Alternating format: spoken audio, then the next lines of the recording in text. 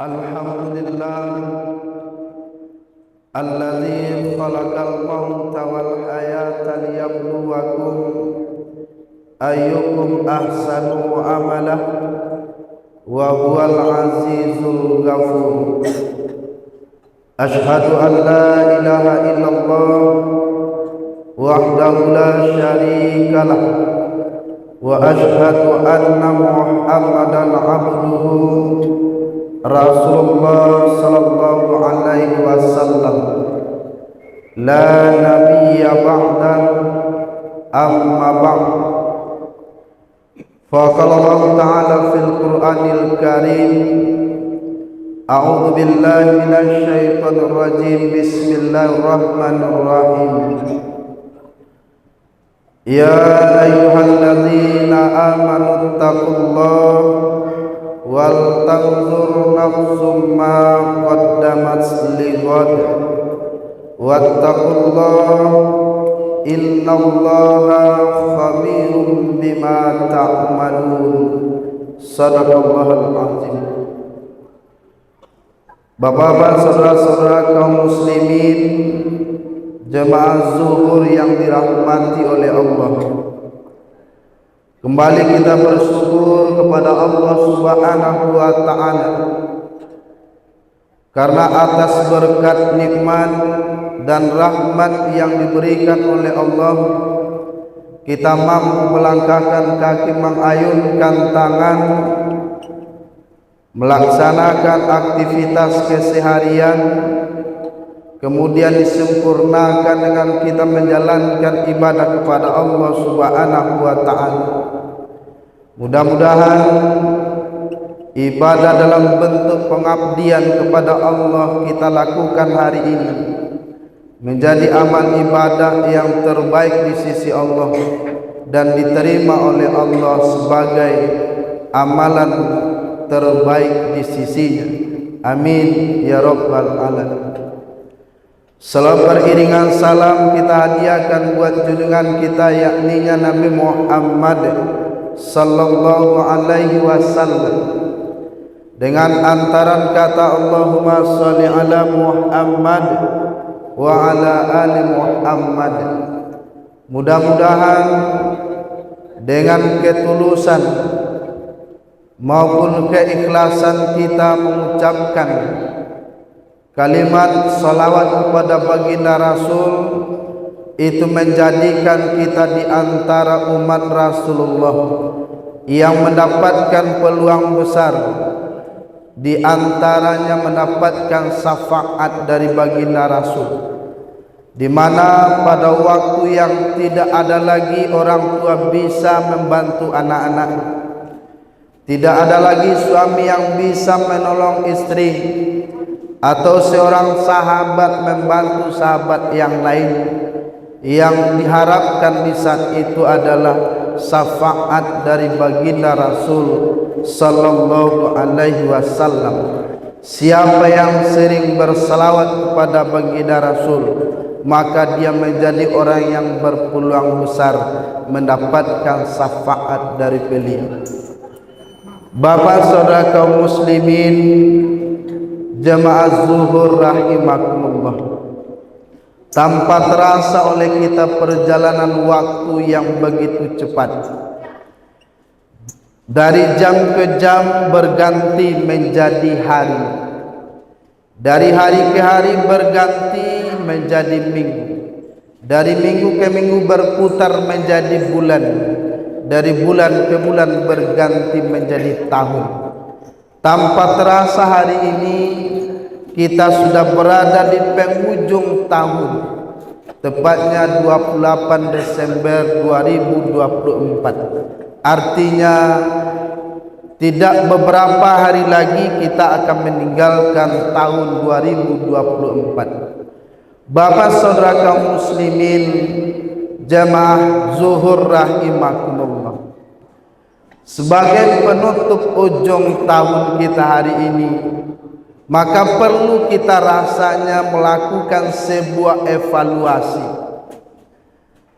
mengevaluasi apa yang sudah kita kerjakan di tahun 2024 dan apa yang harus kita tingkatkan di tahun 2025.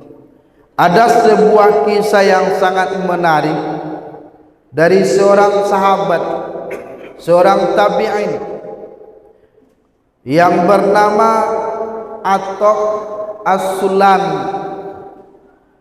Atha As-Sulami ini adalah seorang ulama sekaligus dia seorang ahli desainer, seorang penjahit pakaian, yang mana sudah puluhan tahun dia menjahit pakaian. Sudah sekian pula pakaian hasil jahitannya yang terkenal bagus, yang terkenal indah. Nah, suatu ketika dia menjahit pakaian yang menurutnya pakaian ini adalah pakaian yang sangat bagus.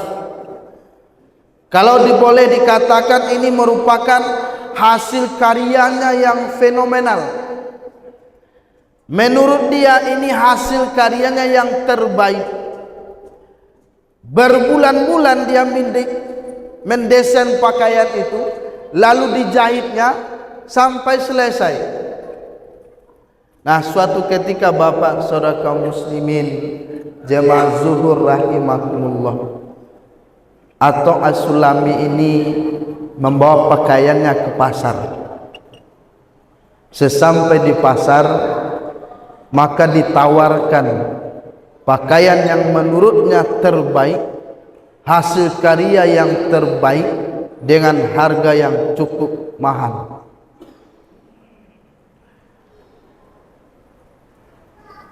Nah, ketika pakaiannya ditawarkan kepada salah seorang pembeli,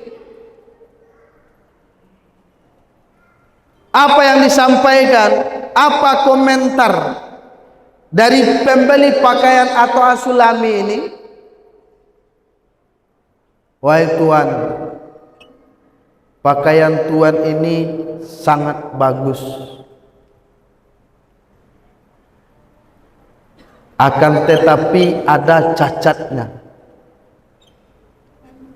Nah, mendengar itu Bapak Ibu Saudara jemaah zuhur rahimakumullah, ketika seorang pembeli pakaian menyampaikan kepada Atha As-Sulami ini bahwa pakaiannya ada cacatnya, maka bercucuran air matanya, menangis Atha As-Sulami.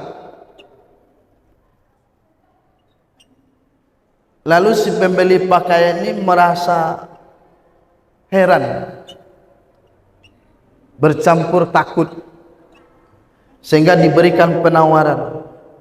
Wahai tuan, tidak usah menangis, tidak usah bersedih. Walaupun pakaian tuan ini terlihat cacat olehku, maka akan tetap saya beli sesuai dengan harga yang tuan tawarkan. Lalu dijawab oleh Atha As-Sulami, bapak saudara kaum muslimin jemaah zuhur rahimakumullah, wahai saudaraku, yang aku tangiskan bukan pakaian yang cacat ini menurut tuan, tapi yang aku tangiskan adalah ketika engkau menyampaikan bahwa pakaian yang menurutku pakaian terbaik, hasil yang terbaik, tapi oleh tuan nampak cacatnya. Sehingga yang terbayang olehku adalah sudah 60 tahun umur saya beribadah, ibadah sholat yang saya kerjakan, ibadah puasa yang saya laksanakan, zakat dan infak sedekah yang saya keluarkan. Jangan-jangan menurut saya itu ibadah yang terbaik, itu nampak cacatnya oleh Allah Subhanahu wa ta'ala. Sedangkan tuan seorang manusia mampu melihat cacat pakaian yang saya buat, apalagi Allah Subhanahu wa ta'ala. Ini yang membuat saya menangis, kata Atha. Apa yang menyebabkan dia menangis? Dia teringat ibadah yang dia kerjakan selama ini, ibadah sholat yang dilaksanakan, puasa yang dikerjakannya, zakat dan infak yang dikeluarkannya. Jangan-jangan itu banyak cacatnya nampaknya oleh Allah Subhanahu wa ta'ala. Maka Bapak saudara kaum muslimin, jemaah zuhur rahimakumullah, ini menjadi pelajaran penting buat kita, lebih-lebih di penghujung tahun ini, agar kita mau melakukan evaluasi dari ibadah yang kita kerjakan, baik secara kualitasnya. Sebelum kita melakukan ibadah, apakah niatnya sudah betul atau belum? Di saat kita melakukan ibadah, sudah sesuaikah tata cara yang benar menurut Al-Quran dan Sunnah? Setelah selesai ibadah, apakah ibadah yang kita kerjakan itu mampu kita jaga dari sifat riya? Mampukah kita menghilangkan sikap-sikap yang mengurangi nilai ibadah tersebut? Bapak, ibu, saudara jemaah zuhur rahimakumullah, maka mari kita jadikan momentum perubahan tahun ini dijadikan sebagai sebuah evaluasi terhadap amalan yang sudah kita kerjakan. Jangan sampai kita seperti yang diisyaratkan oleh Allah, amilatun nasibah, pekerjaan yang dikerjakan dengan susah payah tapi hasilnya sia-sia. Semoga kita termasuk orang yang suka melakukan evaluasi agar ada perbaikan terhadap ibadah yang kita kerjakan. Demikian saja, semoga ada manfaatnya. Terima kasih atas segala perhatian, mohon maaf atas segala kekurangan. Wabillahi taufik wal hidayah. Assalamualaikum warahmatullahi wabarakatuh.